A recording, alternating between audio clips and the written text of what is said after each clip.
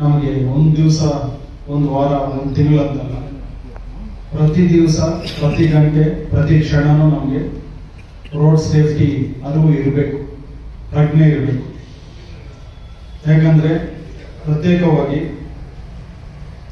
ಈ KSRTC ಚಾಲಕರು ಅವರು ಸುಮಾರು ಕುಟುಂಬಗಳು ಅವ್ರ ಮೇಲೆ ಡಿಪೆಂಡ್ ಆಗಿರ್ತಾರೆ. ಮೊದಲನೇದಾಗಿ ಚಾಲಕರ ಅವರ ಕುಟುಂಬ, ಅದರ ಜೊತೆಗೆ ನಿಮ್ಮ ಬಸ್ಸಲ್ಲಿ 50 ಜನ ಇದ್ದಾರೆ, ಆ 50 ಕುಟುಂಬಗಳು ನಿಮ್ಮ ಮೇಲೆ ಡಿಪೆಂಡ್ ಆಗಿರ್ತಾರೆ. ಬಟ್ ಆಕ್ಸಿಡೆಂಟ್ ಅಂದ್ರೇನೆ, ಆಕ್ಸಿಡೆಂಟ್ ಅನ್ನೋ ಅರ್ಥನೇ ಇದೆ ಆಕಸ್ಮಿಕ ಅಂತ, ಇಂಟೆನ್ಷನಲಿ ಯಾರೂ ಮಾಡೋದಿಲ್ಲ. ಬಟ್ ಆದರೆ ಸ್ಪೆಷಲಿ ನಾವು ರೂರಲ್ ಏರಿಯಾದಲ್ಲಿ ಓಡಿಸೋ ಚಾಲಕರು ಆ ಹಳ್ಳಿಗಳಲ್ಲಿ ಎಲ್ಲರ ಹತ್ರ ಸ್ನೇಹ ಭಾವನೆಯಿಂದ ಇರಬೇಕು.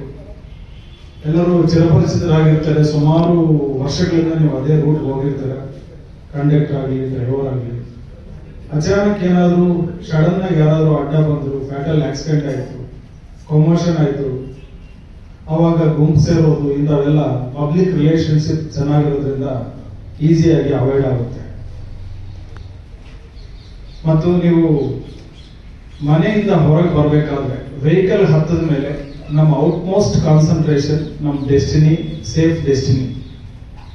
ಕೆಲವರು ಮನೆಯಲ್ಲಿ ಸಮಸ್ಯೆಗಳಿರ್ಬೋದು, ಫೈನಾನ್ಷಿಯಲ್ ಮ್ಯಾಟರ್ಸ್ ಇರ್ಬೋದು, ಏನೇ ಸಮಸ್ಯೆಗಳಿರ್ಬೋದು, ಅವನ್ನೆಲ್ಲ ನೀವು ಸ್ಟೀರಿಂಗ್ ಮುಟ್ಟಿದ ತಕ್ಷಣನೇ ಅವೆಲ್ಲ ಮರಿಬೇಕು.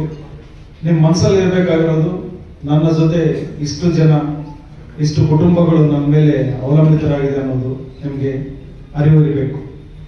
ಸ್ಪೆಷಲಿ ಇತ್ತೀಚಿನ ದಿನಗಳಲ್ಲಿ ಕಡಪ ಬೆಂಗಳೂರು ರೋಡಲ್ಲಿ ಸಾಕಷ್ಟು ಆಕ್ಸಿಡೆಂಟ್ಗಳು ಆಗ್ತಾ ಇದ್ದಾವೆ.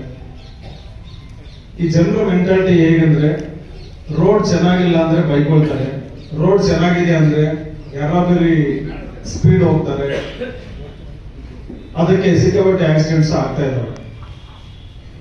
ನಾನು ನಿಮ್ಗೆ ಸಜೆಸ್ಟ್ ಮಾಡೋದೊಂದೇ, ನಮ್ಮ ಚಿಂತಾಮಣಿ ಪಟ್ಟಣ, ಸ್ಪೆಷಲಿ ಚಿಂತಾಮಣಿ ಆಗಲಿ, ಶಿಡ್ಲಘಟ್ಟ ಆಗಲಿ, ನಮ್ಮ ಚಿಕ್ಕಬಳ್ಳಾಪುರ ಜಿಲ್ಲೆ ಅನೇಕ ತಾಲೂಕು ಹೆಡ್ ಕ್ವಾರ್ಟರ್ಸ್ ಯಾವ ವೈಡ್ ರೋಡ್ಸ್ ಇಲ್ಲ, ಅದಕ್ಕೆ ಮೈಯೆಲ್ಲ ಕಣ್ಣಿಟ್ಕೊಂಡು ಓಡಿಸ್ತಾ ಇರಬೇಕು. ಮೊನ್ನೆ ರೀಸೆಂಟ್ ಆಗಿ ಒಂದು ಆಕ್ಸಿಡೆಂಟ್ ನೋಡಿದೆ. KSRTC ಡ್ರೈವರ್ದೇನು ಮಿಸ್ಟೇಕ್ ಇಲ್ಲ, ಸಡನ್ ಆಗಿ ಅಲ್ಲಿ ಪಾರ್ಕ್ ಮಾಡಿರೋ ವೆಹಿಕಲ್ ನ ತೆಗಿತಿದ್ದಾನೆ, ಅವನು ವಾಪಸ್ ಹಿಂದೆ ತೆಗಿತಾನೆ. ಡ್ರೈವರ್ ಎಕ್ಸ್ಪೆಕ್ಟ್ ಮಾಡಿರಲ್ಲ ಅವನು ಹಿಂದೆ ಬರುತ್ತೆ ಅಂತ, ಸಡನ್ ಬ್ರೇಕ್ ಹಾಕಕ್ಕೂ ಆಗಿಲ್ಲ, ಇಬ್ಬರು ಡೆತ್ ಆದ್ರು. ಈ ಆಕ್ಸಿಡೆಂಟ್ಸ್ ಅನ್ಫಾರ್ಚುನೇಟ್ಲಿ ನಮ್ಮ ಇಂಡಿಯಾದಲ್ಲಿ ತುಂಬಾ ನಿರ್ಲಕ್ಷ್ಯತೆಯಿಂದ ನೋಡ್ತಾ ಇರ್ತೀವಿ. ಈ ಕಾನೂನುಗಳು ಹಾಗೆ ಇವೆ. ಆದ್ದರಿಂದ ದಯವಿಟ್ಟು ನಮ್ಮ ಸೇಫ್ಟಿಯಲ್ಲಿ ನಾವು ಇರಬೇಕು ಅಂತ ನಿಮಗೆ ಕೇಳ್ಕೊಳ್ತಿದ್ದೀನಿ. ಸ್ಪೀಡ್ ಕಿಲ್ಸ್ ಬಟ್ ಥ್ರಿಲ್ಸ್, ಅದು ನೀವು KSRTC ಬಸ್ ಮಾತ್ರ ಅಲ್ಲ, ಇಲ್ಲಿ ಸಾಕಷ್ಟು ಇಲ್ಲಿರೋ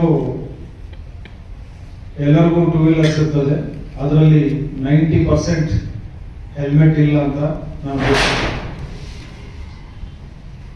ಓಪನ್ ಆಗಿ ಹೇಳ್ಬೇಕಾದ್ರೆ 90% ಯಾರು ಹೆಲ್ಮೆಟ್ ಹಾಕಲ್ಲ.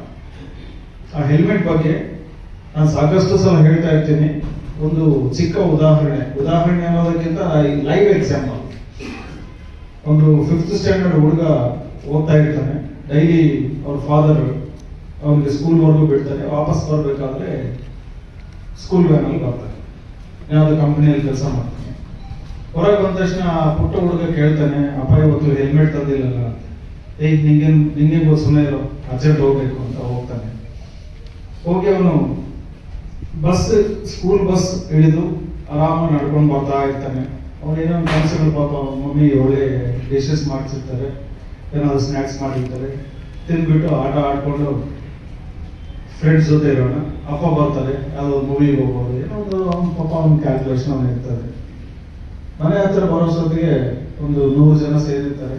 ಮನೆ ಮುಂದೆ ಒಂದು ಶಾಮಿಯಾನ ಇರುತ್ತೆ. ಅವಳಿಗೆ ಏನು ಅರ್ಥ ಆಗೋದಿಲ್ಲ. ಬಂದ್ರೆ ಅವನ ತಂದೆ ಸೇವಾ ಇರುತ್ತೆ.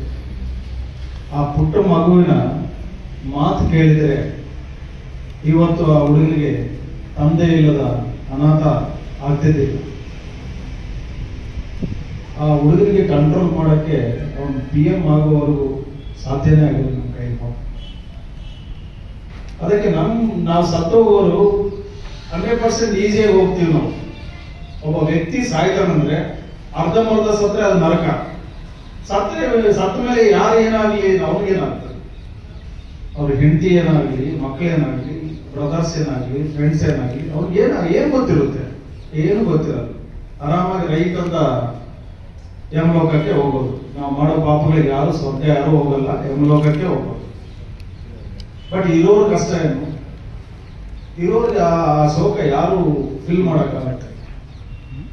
ಇದು ಚಿಕ್ಕ ವಿಷಯ ಆಗ್ಬೋದು, ಬಟ್ ಆದ್ರೂ ತುಂಬಾ ಅರ್ಥಗರ್ಭಿತವಾಗಿರ್ತದೆ. ಅದಕ್ಕೆ ದಯವಿಟ್ಟು ಪ್ರತಿಯೊಬ್ಬರು ಹೆಲ್ಮೆಟ್ ಧರಿಸಿ. ನಮ್ಮ RTO ಸಾಹೇಬ್ ಹೇಳಿದಾಗೆ ಇಲ್ಲಿ ಆಲ್ಮೋಸ್ಟ್ 20% ಜನ ಹಿಂಗೆ ಹೋಗ್ತಾ ಇರ್ತಾರೆ. ನಾನು ಅಬ್ಸರ್ವ್ ಮಾಡಿದೆ, ಚಿಂತಾಮಣಿನೇ ಅಂತ, ಚಿಂತಾಮಣಿ, ಶಿಡ್ಲಘಟ್ಟ, ಚಿಕ್ಕಬಳ್ಳಾಪುರ, ಮೊನ್ನೆ ಮಂಡ್ಯಗೆ ಹೋಗಿದ್ದೆ, ಅಲ್ಲೂ ಅದೇ ಕತೆ. ಮೊಬೈಲ್, ನಾಟ್ ಓನ್ಲಿ ಮೊಬೈಲ್, ನೀವು ಬ್ಲೂಟೂತ್ ಅಲ್ಲಿ ಏನಾದರೂ ಮಾತಾಡಿದ್ರು ಸಹ ಅಟೆನ್ಷನ್ ಡೈವರ್ಟ್ ಆಗುತ್ತೆ. ಅದಕ್ಕೆ 100% ಅದು ಸೈಲೆಂಟ್ ಮಾಡಿಡ್ಬೇಕು. ನಿಮ್ಮ ಏದೋ ಕಾಫಿ ಟೀ ನಿಲ್ಲಿಸಿದಾಗ, ನಿಮ್ಮ ಡೆಸ್ಟಿನಿ ರೀಚ್ ಆದಾಗ ಅದು ತೆಗೆದು ಯಾರು ನಿಮಗೆ ಫೋನ್ ಮಾಡಿದ್ದಾರೆ ಏನು ಅನ್ನೋದು ನೋಡ್ಬೇಕಾಗ್ತದೆ. ಮತ್ತೆ ಆ ಅಕ್ಕಿ ಮೂಟೆದು ಮತ್ತೆ ವಾಟರ್ ಬಾಟಲ್ ಸುಮಾರು ಸಲ ಕೇಳಿದ್ದೀನಿ ನಾನು. ಅದು ತುಂಬಾ ಒಂದು ಅನ್ಫಾರ್ಚುನೇಟ್, ಒಂದು ದೊಡ್ಡ ದುರಂತ. ಅದಕ್ಕೆ ನಾವೆಲ್ಲರೂ ಜಾಗರೂಕರಾಗಿರ್ಬೇಕು. ಸೇಫ್ ಜರ್ನಿ ತುಂಬಾ ಇಂಪಾರ್ಟೆಂಟ್. ಬಟ್ ನಾನು ಸುಮಾರು ಬೇರೆ ಸ್ಟೇಟ್ಸ್ ಅಲ್ಲಿ ರೋಡ್ ಟ್ರಾನ್ಸ್ಪೋರ್ಟ್ ಬಸ್ಸಸ್ ನೋಡಿದ್ದೀನಿ. ಸುಮಾರು ಸಲ ಅನ್ಕೊಳ್ತಿದ್ದೆ ನಮ್ಮ KSRTC ಇಂಡಿಯಾದಲ್ಲಿ ನಂಬರ್ 1 ಅಂತ. ನೀಟ್ನೆಸ್ ಆಗಿದೆ. ನಾವು 2-3 ಸಲ ಅಬ್ಸರ್ವ್ ಮಾಡಿದ್ದೀವಿ. ಅವರ ಡಿಪೋಗೆ ಸಂಬಂಧ ಇಲ್ಲ ಅಂದ್ರೂ ಸಹ ಇಮಿಡಿಯೇಟ್ ಆಗಿ ಬೇರೆ ಡಿಪೋಟ್ ಮ್ಯಾನೇಜರ್ಗೂ ಸಹ ಮಾತಾಡಿ ಈ ತರ ಇನ್ಸಿಡೆಂಟ್ ಆಗಿದೆ ಅಂತ ಹೇಳ್ತಾರೆ. ಜಸ್ಟ್ ಒಂದು 3 days ಬ್ಯಾಕ್ ಒಂದು ಎಕ್ಸಾಂಪಲ್, 10:30 ನಂಗೆ ಫೋನ್ ಬರುತ್ತೆ, ಒಬ್ಬ ಲೇಡಿ ಗುರುಗುಂಟೆ ಕಡೆ. ಆಕ್ಚುಲಿ ಅದು ಶಿಡ್ಲಘಟ್ಟ ಬಸ್, ಆ ಡಿಪೋದ ಬಸ್ ಹೋಗ್ಬೇಕಿತ್ತು, ಅದು ಬಂದಿಲ್ಲ ಅವತ್ತು. ಆ ಹುಡುಗಿ ಹೇಳ್ತಾರೆ, ನಮಗೆ ಇನ್ಫಾರ್ಮೇಶನ್ ಇಲ್ಲ ಸರ್, ಇಲ್ಲಾಂದ್ರೆ ಬೇರೆ ರೂಟ್ ಬೇರೆ ಆಲ್ಟರ್ನೇಟಿವ್ ನೋಡ್ಕೊಳ್ತಿರ್ತೀವಿ ಅಂತ. ಬಟ್ ಆದ್ರೆ ಆ 3 ಜನ ಇರ್ತಾರೆ ಲೇಡೀಸ್. ಇಮಿಡಿಯೇಟ್ ಆಗಿ ವಿತಿನ್ ಎ ಮಿನಿಟ್ಸ್ ಮೇಡಮ್ ಒಂದು ಬಸ್ ಕಳಿಸಿದ್ದಾರೆ. ಪಬ್ಲಿಕ್ ಸರ್ವೆಂಟ್ಸ್ 100% ಈ ತರ ರೆಸ್ಪಾನ್ಸಿವ್ ಆಟಿಟ್ಯೂಡ್ ಇರಬೇಕು. ಅವಾಗ ಏನಾದ್ರು ಅಚಾನಕ್ ಆಗಿ ಆ 3 ಹುಡುಗಿರಿಗೆ ಏನಾದ್ರು ಹೆಚ್ಚು ಕಡಿಮೆ ಆದ್ರೆ, ಒಂದ್ಸಲ ಇನ್ಫಾರ್ಮೇಶನ್ ಬಂದ್ಮೇಲೆ ನಂದು ಜವಾಬ್ದಾರಿ, ಒಂದ್ಸಲ ಅದು ಮಾಹಿತಿ ಪಡ್ಕೊಂಡು ಕಳಿಸಿಲ್ಲ ಅಂದ್ರೆ ಅವ್ರದ್ದು ಜವಾಬ್ದಾರಿ. ಅಚಾನಕ್ ಆಗಿ ಏನಾದ್ರು ಹೆಚ್ಚು ಕಡಿಮೆ ಆದ್ರೆ ಆ ಅಫೆನ್ಸ್ ಅಲ್ಲಿ, ಆ ಕ್ರೈಮ್ ಅಲ್ಲಿ ನಾವು ಇನ್ವಾಲ್ವ್ ಆದ್ರೆ ನಿಮ್ಮೆಲ್ಲರಿಗೂ ಒಳ್ಳೇದಾಗ್ಲಿ. ಪಬ್ಲಿಕ್ ಜೊತೆ ಇನ್ನು ಒಳ್ಳೆಯ